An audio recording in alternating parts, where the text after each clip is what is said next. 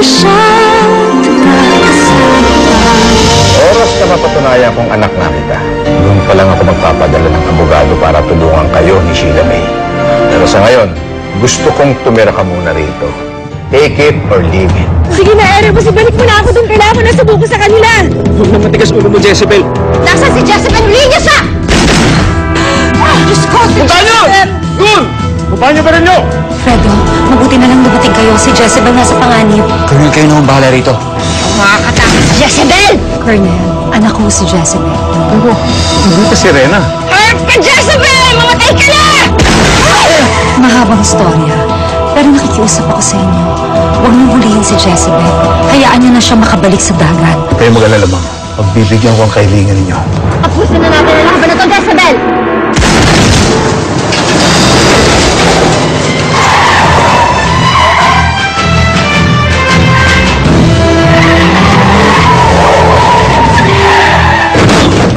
Ano nangyari?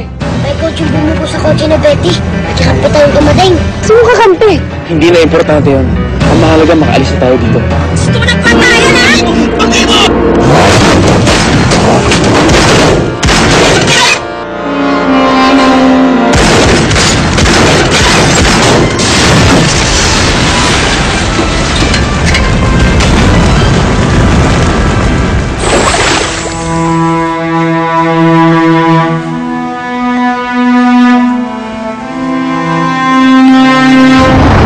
Nababaliw ka na ba?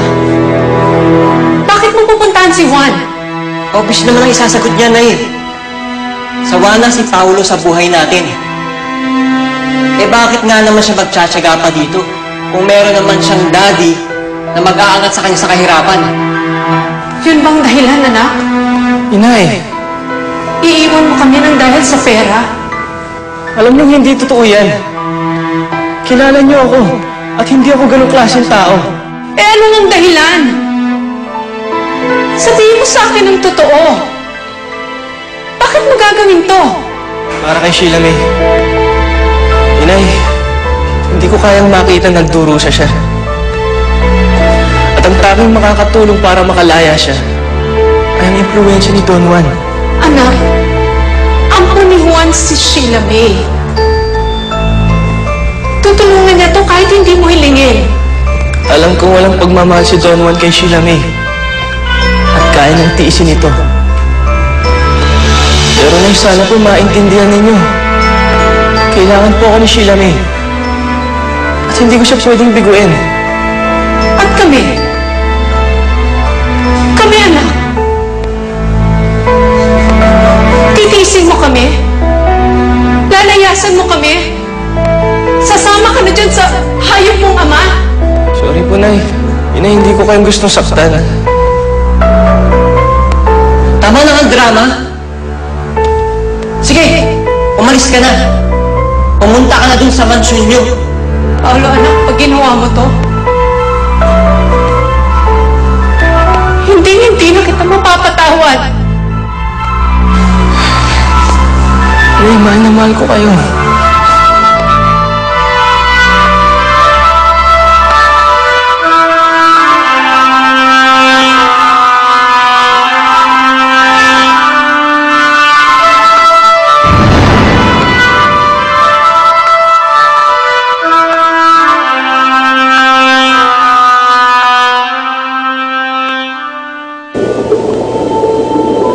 Inang Rina, mangako kayo sa akin. Bibigyan niyo ng hustisya ang kamatayan. Paalam. Wala na po! Gumising ka!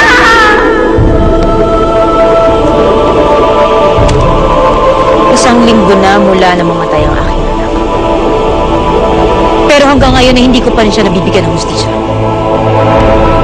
Para ano pat ako naging reyna ng Serenea? Kung hindi ko rin pala mapaghihigantihan ng hayop na bumuslang sa kanya. Mahal na Reyna Django, nasa lupa ang sirenang pumatay kay Prinsesa Berbula. Gustuin man natin siyang hulihin. Wala tayong paraan para parusahan siya. Kaya nga't kailangan gumawa tayo ng paraan. Habang dumadaan ng mga araw, ay lalong napupuno ng galit ang aking dibdib. Malapit na akong sumabog. At kung kinakailangan na pumanik ako sa lupa, para lang mapaghigantihan si Jezebel. Gagawin ko.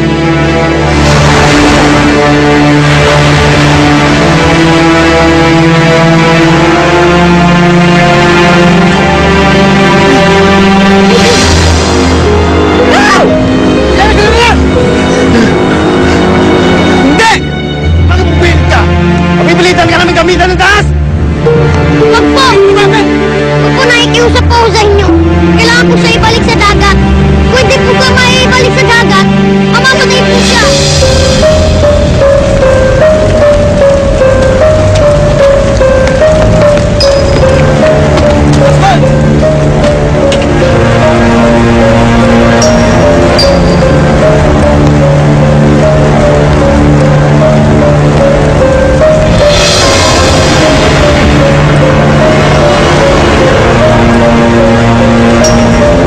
Kailangan namin kunin ang Selena!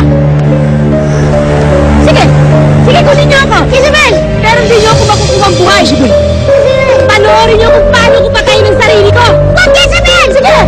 Ano? Ha? Paano mangyayari yung mahal na Reyna? Eh, wala na siyang mafura dito. Mayroon pang makapagbibigay sa akin pa. Sa katunayan, higit pa sa mga paa may pagkakaloob sa akin. Nais kong madagdagan ang aking kapangyarihan. Gusto kong mapasa akin ang walang katumbas na lakas.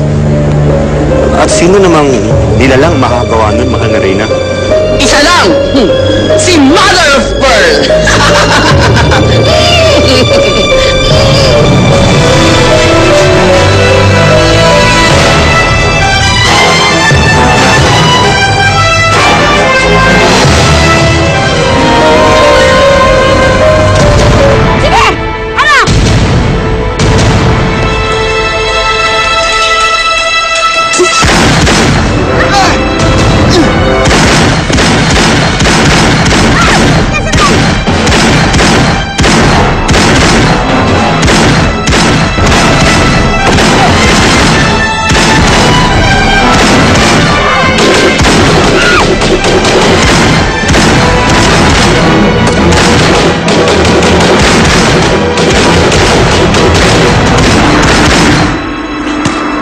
Mother of Pearl, magpakita ka sa akin, may kailangan ako sa'yo.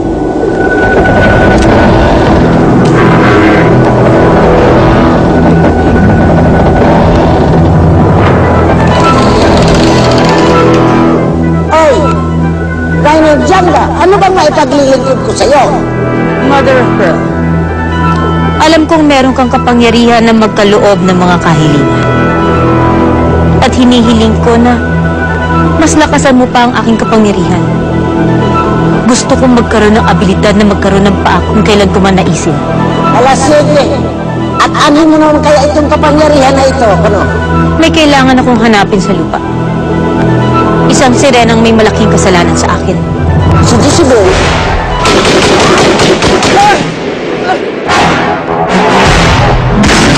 Jezebel!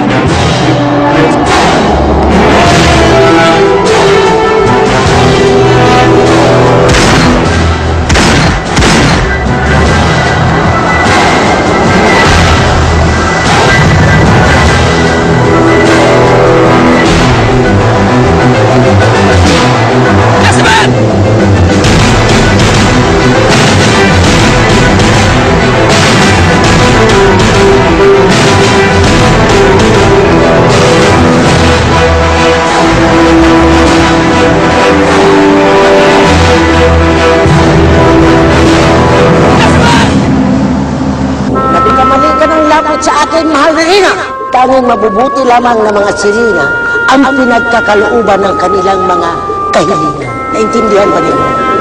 Napakaitim ng puso mo, mas maitim pa sa akin. Para bang naramdaman ko na sama-sama lamang na paraan mo gagamitin ang kapangyarihan mo. Tatakot ako. Basta. Hindi ko may ibigay sa iyo ang mga ninanais mo. Wala ko'y labog. Ako ang reyna ng Sirenea. Hindi mo ako maaring tanggihan.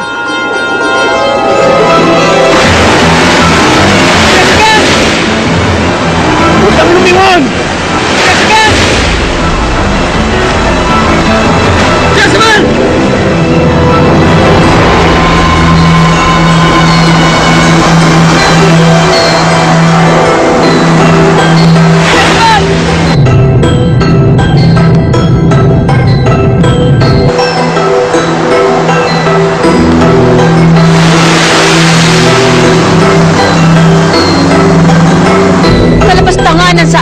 Tono ang pagtanggi mo sa aking kahilingan.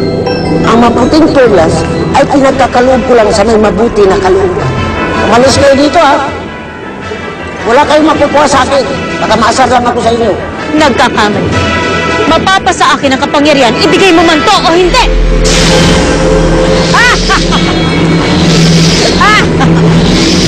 Mother Elijanga! Kasalanang mortal ang patay si Mother of Pearl, nakasaad sa batas ng karagatan. Bilang reyna ng Serene, iniiba ko lang. Lahat ng aking gusto ay masusunod! Mapapasa sa akin ang kapangyarihang walang katumbas!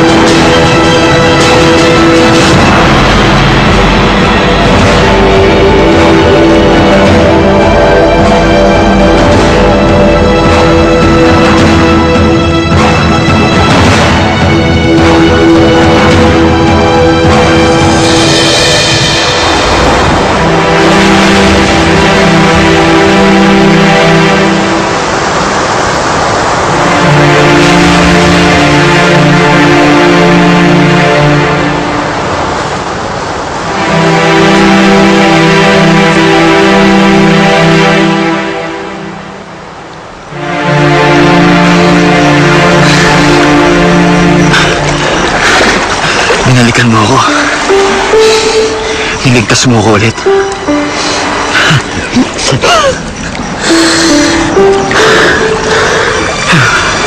Jezebel, patawarin mo ako. Patawarin mo ako kung hindi ko natanggap na sirena ka. Patayin mo man ako, kung kapangyarihan man ang nais mo, hindi ka pa rin magtatagumpay dahil sumpa ka ng mga perlas ko, inatay ka. Ay, lain mo!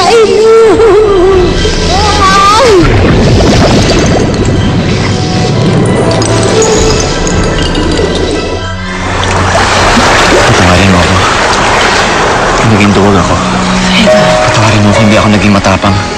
Hindi ko agad natanggap ang pagiging sirena mo. Patawarin mo ako. Fredo. Mahal kita. Mahal kita. Kahit ano ka pa, kahit sino ka pa ngayon, tanggap ko. Patawarin mo lang ako.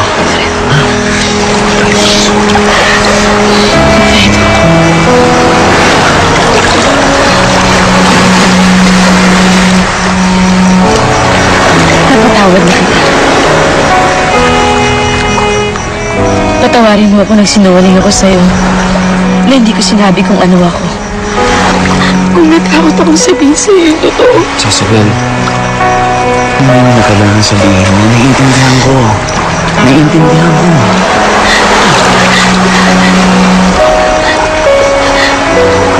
Fredo, patawarin mo ako ngayon.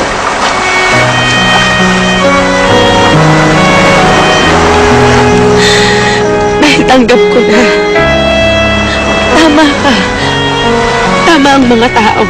Tama si Inabad. Tama silang lahat. Hindi tayo pagkauro. Hindi. Mahal kita. Kahit ano pang sabihin na ng lahat. Mahal kita. Fredo, makinig ka muna sa Hindi, akin. makinig ka sa akin. Makinig ka sa akin. Yun lang ang importante. Mahal kita. Yun lang yun.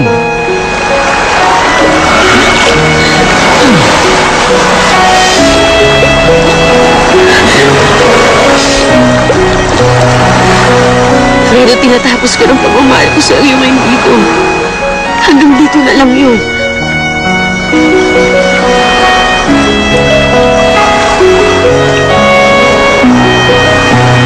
Mahal mo ako, diba? Oo, mahal kita. Mahal mo ako, diba? Mahal na mahal kita. Una pa na kita makita, mahal na kita. Hanggang sa pinagpalit ko yung buntot ko para sundan ka dito sa lupa. Hanggang sa minahal mo ko. Hanggang sa sinaktan mo ko. Fredo, hanggang ngayon mahal kita. Pero Fredo, Pero iiwan mo ako. dahil kailangan kong umalis. Kailangan kong magpaalam sa'yo.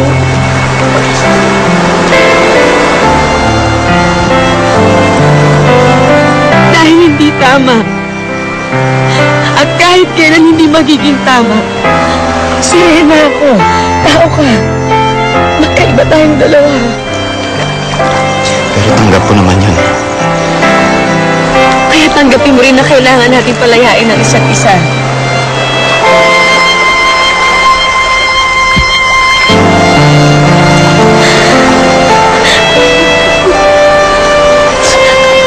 Medyo pinapalaya na kita. Sana palayain mo rin ako. Hindi ako nagaya. Sa akin ang kapangyarihan ni Mother of Earth. Wala nang makakalaban o makakatalo pa sa akin.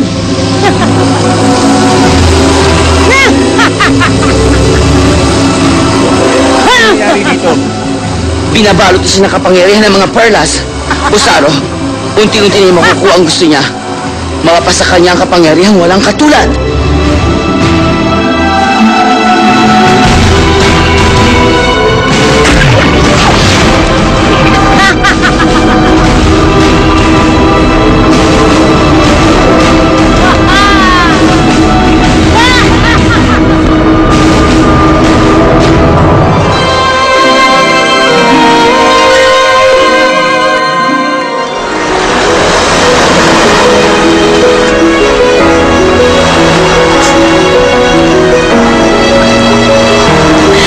Salamat sa pagmamahal. Pero hindi ko na kayang ipagpalit yung mundo ko para sa'yo. Kailangan ko nang bumalik sa Sirenea. Doon ang mundo ko.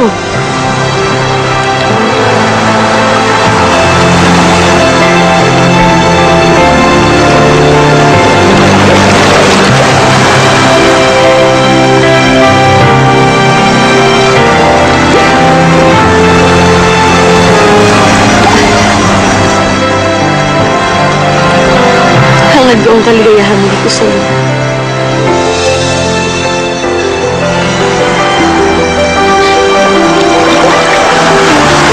Hanggang dito na lang yung pagmamahal ko sa'yo.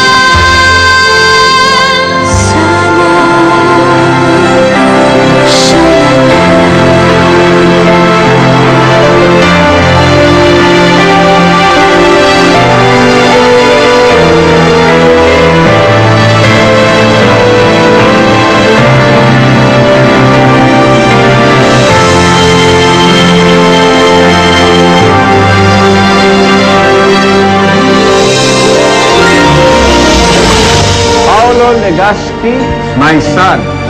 Siya na ang papalit kay Fredo bilang presidente. Malungkot ka, Jezebel. Ano bang nasa isip mo? Lubos pabayaan mo na akong maging malungkot para sa namatay kong pag-ibig. Para sa susunod, mabuksa ko yung puso ko sa susunod ko mamahalin. Kung hindi ka babalik, ako ang pupunta sa'yo. Kung kinakailangan halugugin ko ang buong karagatan, mahanap lang kita. Gagawin ko. Betty ang Betty. Nasa karagatan ng Sereno yun. Pwede mo manahimik ka na lang. Dad, no one can stop me. Not even you. I must kill Jezebel. I need to kill Jezebel. Paano kaya mabuhay?